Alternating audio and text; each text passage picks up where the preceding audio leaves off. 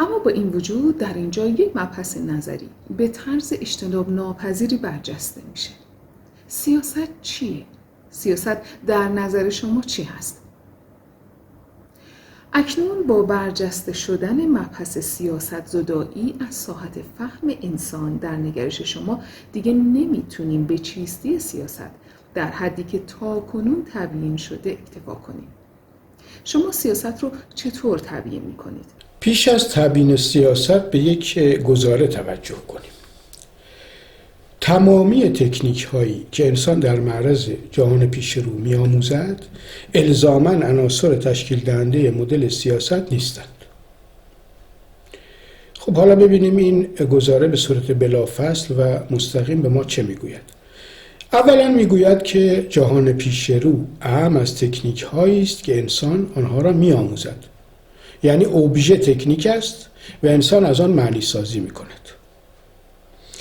دوما میگوید که سیاست هم عبارت از مدلی از چینش تکنیک هاست و در عین حال تأکید می کند که هر تکنیکی الزاماً عنصری در مدل سیاست نیست و هر مدلی از چینش تکنیک ها نیز الزاماً مدل سیاست نیست.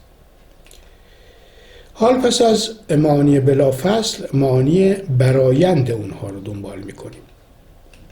اولین معنی این است که انسان موجودی که از جهان پیش رو می آموزد به لحاظ انسان بودنش از پیش خود موجودی سیاسی نیست، بلکه محتمل است که در معرض تکنیک های سیاست از جهان پیش رو سیاسی بشود. در اینجا از کنار مبحث چیستی تکنیک عبور کنیم و قدری ساده و ملموس صحبت کنیم. ما تکنیک های ادبی داریم، تکنیک های رفتاری داریم در مدل های رقص و ورزش و بادی لنگویج مثلا. تکنیک های تفکر داریم در مدل هرمنوتیک. تکنیک های تاثیر مواد بر یکدیگر در شیمی داریم و تکنیک های تاثیر نیروها در فیزیک و بسیاری تکنیک های دیگر. این تکنیک ها عناصری هستند که رابطه اونها با یکدیگر در مسیرهای تصور و تفکر ما مدل‌های مختلفی ایجاد می‌کنند و تنها یکی از این مدل‌ها سیاست است. حالا می‌پرسیم کدام یکی از آنها مدل سیاست است و پاسخ این است که مدلی از چینش تکنیک‌ها که به قدرت واقعیت می‌بخشد سیاست نام دارد. یعنی هیچ یک از مدل‌های دیگر که تابعی از معادله قدرت نیستند مدل سیاست هم نیستند. سیاست تنها یکی از آنهاست. همان مدلی است که تحقق قدرت می‌کند. در این بیان دقت کنیم که قدرت تنها یکی است، چه در رابطه انسان با انسان و چه در رابطه انسان با طبیعت. یعنی ما انواع قدرت‌ها نداریم. این خطای رایج است، از اون اجتناب کنیم. در تمامی زمینه‌ها و تمامی شرایط تنها یک مدل معنی از قدرت میتواند وجود داشته باشد.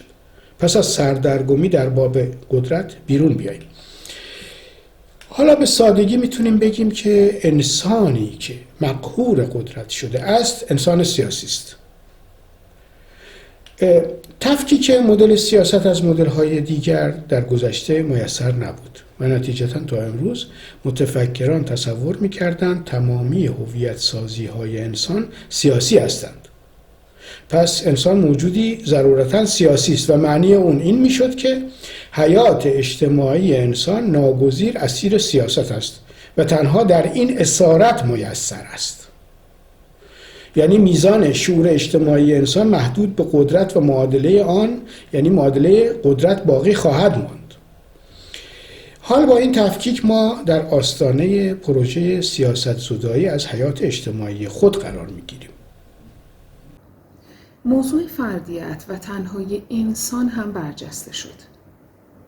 در تصویری که از حیات اجتماعی انسان ارائه می‌کنید، انسان مورد تبیین شما چقدر فرد هست؟